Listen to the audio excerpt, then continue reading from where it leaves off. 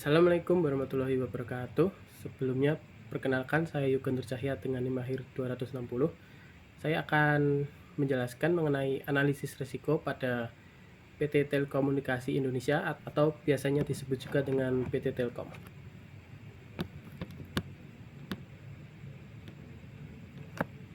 Nah, di sini saya akan menjelaskan mengenai profil perusahaan PT Telkom dengan nama perusahaannya di sini adalah PT Telekomunikasi Indonesia Persero Tbk. Biasanya dikenal dengan Telkom Indonesia dengan kode saham di BEI berupa TLKM. Kegiatan usaha utamanya adalah badan usaha milik negara yang bergerak di bidang jasa telekomunikasi dan jaringan Indonesia. Kegiatan usahanya terbagi menjadi beberapa segmen, yaitu mobile, yaitu menyediakan layanan seluler biasanya seperti telepon, SMS, dan data melalui anak usahanya yang biasa kita kenal dengan Telkomsel. Yang kedua yaitu berupa consumer, menyediakan layanan fixed broadband atau internet dan TV berbayar melalui produk IndiHome. Yang ketiga yaitu berupa enterprise, yaitu menyediakan solusi teknologi, informasi dan komunikasi yang komprehensif untuk pelanggan korporasi dan institusi pemerintah. Dan yang terakhir, bentuk kegiatan usaha utamanya yaitu wholesale dan internasional, menyediakan layanan interkoneksi, menara telekomunikasi, dan layanan telekomunikasi internasional.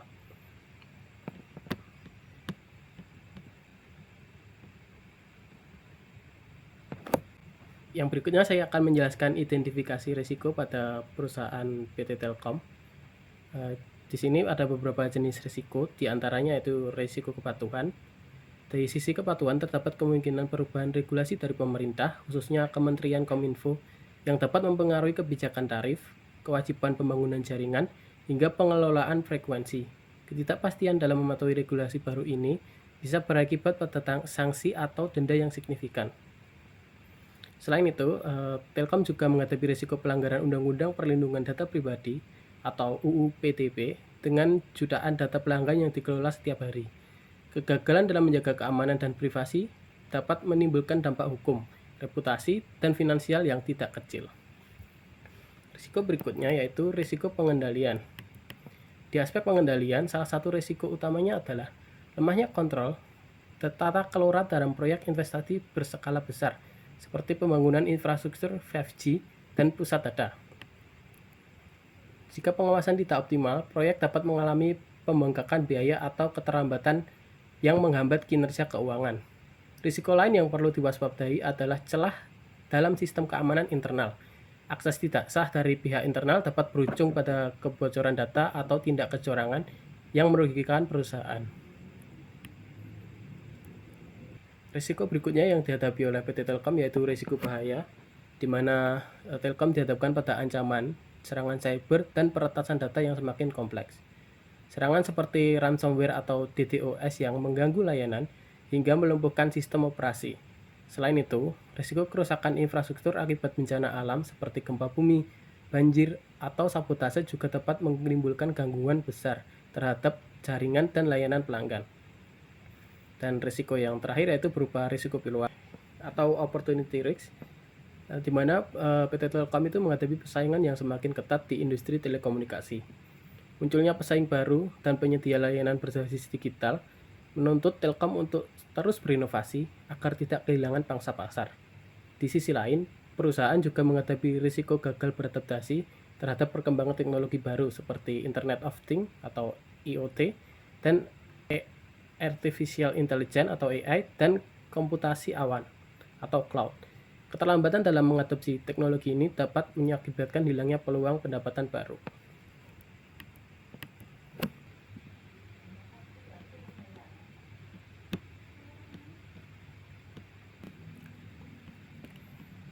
Berikutnya, saya akan membahas mengenai tingkat likelihood dan impact-nya. Tabel ini menggambarkan seberapa besar kemungkinan atau likelihood suatu risiko terjadi dan seberapa parah dampak atau impact yang ditimbulkan terhadap operasional perusahaan. Perubahan regulasi pemerintah, keamanan sistem internal, serta bencana alam dan kerusakan infrastruktur memiliki tingkat kemungkinan possible. Artinya risiko ini mungkin terjadi sewaktu-waktu dan perlu dimonitor. Dampaknya dinilai severe hingga katastrofik karena bisa mempengaruhi keberlanjutan layanan dan kepatuhan terhadap hukum perusahaan.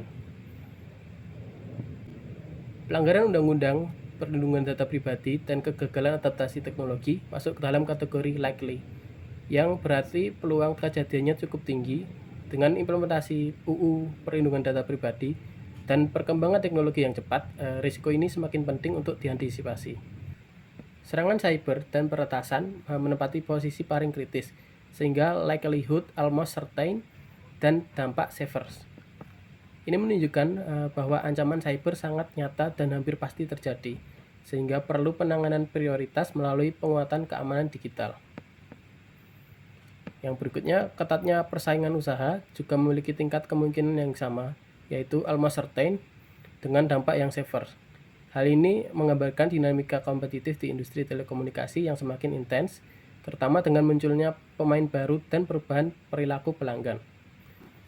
Sementara itu, kegagalan proyek investasi memiliki dampak yang relatif lebih rendah, yaitu moderate, meskipun tetap harus diawasi agar tidak mempengaruhi kinerja keuangan jangka panjang perusahaan. Secara keseluruhan, dari analisis ini dapat disimpulkan bahwa risiko dengan prioritas tertinggi berada pada serangan cyber, persaingan usaha yang ketat, serta bencana alam dan kerusakan infrastruktur.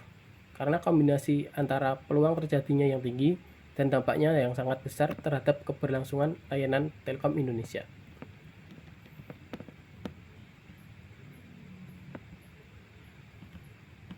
Yang berikutnya saya akan membahas mengenai analisis risk matrix. Berdasarkan analisis risiko, tingkat kemungkinan dan dampak dari setiap potensi risiko digambarkan melalui matriks yang saya tampilkan di sini. Dari hasil pemetaan, risiko dengan tingkat kemungkinan dan dampak tertinggi, yaitu yang berada di zona merah, adalah serangan cyber dan persaingan usaha, yang berada pada kategori almost certain dengan dampak severe. Hal ini menunjukkan bahwa kedua risiko tersebut sangat mungkin terjadi dan berpotensi menimbulkan kerugian besar bagi operasional perusahaan. Risiko dengan tingkat kemungkinan tinggi namun dampaknya sedang berada dalam zona orange, yang di sini meliputi pelanggaran undang-undang perlindungan data pribadi dan kegagalan adaptasi teknologi yang memerlukan perhatian dalam bentuk peningkatan kepatuhan dan penguatan sistem keamanan informasi. Sementara itu, risiko seperti perubahan regulasi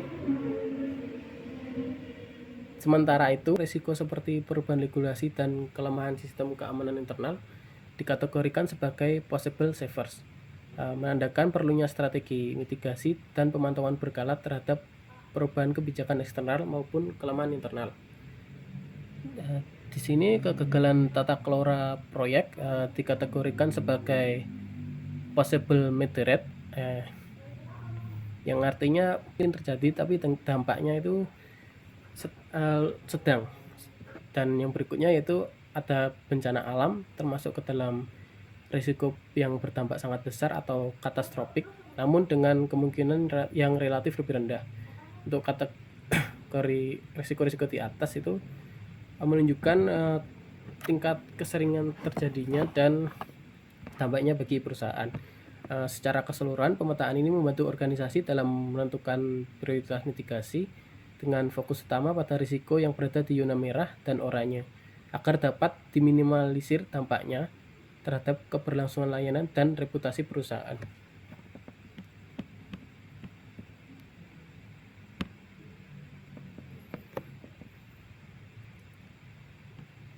Berikutnya saya akan menjelaskan mengenai analisis risiko prioritas. Berdasarkan analisis risk matrix, risiko dengan prioritas tertinggi adalah serangan cyber dan peretasan data, karena memiliki tingkat likelihood almost certain dan impact severe.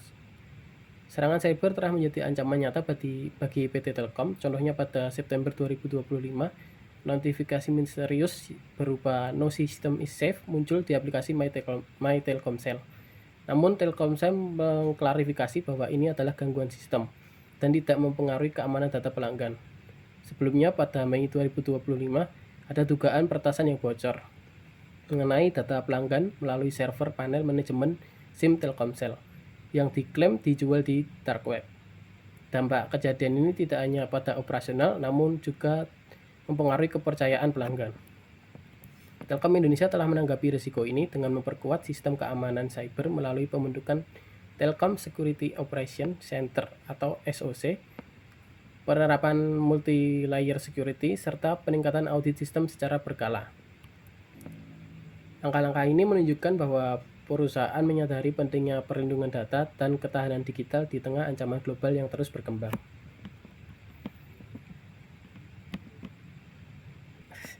Yang berikutnya saya akan membahas mengenai diagram risk body. Di sini hazard risk-nya itu berupa risiko bencana alam dan kerusakan infrastruktur fisik yang menyebabkan kejadian puncak atau risk event-nya itu IndoHome tidak dapat diakses oleh jutaan pelanggan karena lumpuhnya jaringan backbone akibat kerusakan fisik pada infrastruktur vital baik yang di darat maupun di bawah laut. Kenapa hal ini bisa terjadi? Hal ini bisa terjadi disebabkan beberapa hal. Sumber dari risiko ini adalah faktor-faktor yang diantaranya yaitu bencana alam, gempa bumi, tsunami atau letusan gunung berapi yang merusak jalur kabel serat optik dan menara BTS. Selain itu, bencana alam seperti banjir atau tanah longsor yang mengenai area pusat data atau menumbangkan menara jaringan juga mempengaruhi. Sumber risiko yang berikutnya yaitu aktivitas pihak ketiga seperti proyek konstruksi, galian kabel ataupun pekerjaan utilitas publik yang tanpa sengaja memutus jaringan utama. Sumber risiko lainnya yaitu tindakan sabotase atau vandalisme oleh pihak tidak bertanggung jawab terhadap fasilitas fisik Telkom. Dan yang sumber risiko yang terakhir yaitu kegagalan perawatan infrastruktur atau maintenance lapse yang biasanya berupa korosi kabel di bawah laut atau sistem pendingin pusat data yang tidak optimal. Dari sumber risiko tadi, kemudian dilakukan pengendalian pencegahan. Langkah-langkahnya berupa redundansi jaringan dengan membangun beberapa jalur kabel utama dan cadangan atau disebut dual road system agar trafik bisa segera dialihkan jika salah satu jalur terganggu.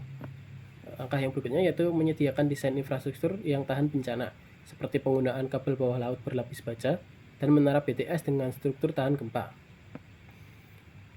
Langkah-langkah yang dapat diterapkan juga berupa pemantauan rute infrastruktur melalui inspeksi berkala, sensor pemantauan, dan sistem GIS untuk mendeteksi potensi gangguan dini. Yang berikutnya yaitu berupa keamanan fisik aset seperti memasang pagar CCTV, sensor gedar, dan penjagaan di lokasi kritis, misalnya pusat data dan node utama. Dan langkah pengendalian pencegahan yang terakhir yaitu berupa kerjasama dengan pemerintah daerah dan kontraktor publik untuk memastikan bahwa proyek galian atau pembangunan tidak merusak jaringan bawah tanah Telkom. Terjadinya peristiwa IndoHome tidak dapat diakses oleh jutaan pengguna karena lumpuhnya jaringan backbone ini dapat disebabkan karena langkah pengendalian pencegahan itu tidak optimal. Dari kejadian ini menimbulkan dampak bagi PT Telkom, yang antara lain putusnya layanan massal yang terdiri dari gangguan besar pada layanan internet, telepon, dan data bagi pelanggan retail maupun korporat. Yang kedua yaitu berupa kerugian finansial signifikan akibat kehilangan pendapatan harian, kompensasi pelanggan, dan biaya perbaikan jaringan. Yang ketiga yaitu berupa komplain pelanggan massal yang membebani tim layanan pelanggan dan menurunkan tingkat kepuasan. Yang berikutnya yaitu berupa kerusakan reputasi dan kepercayaan publik terhadap PT Telkom, terutama bila gangguan berlangsung lama dan berulang.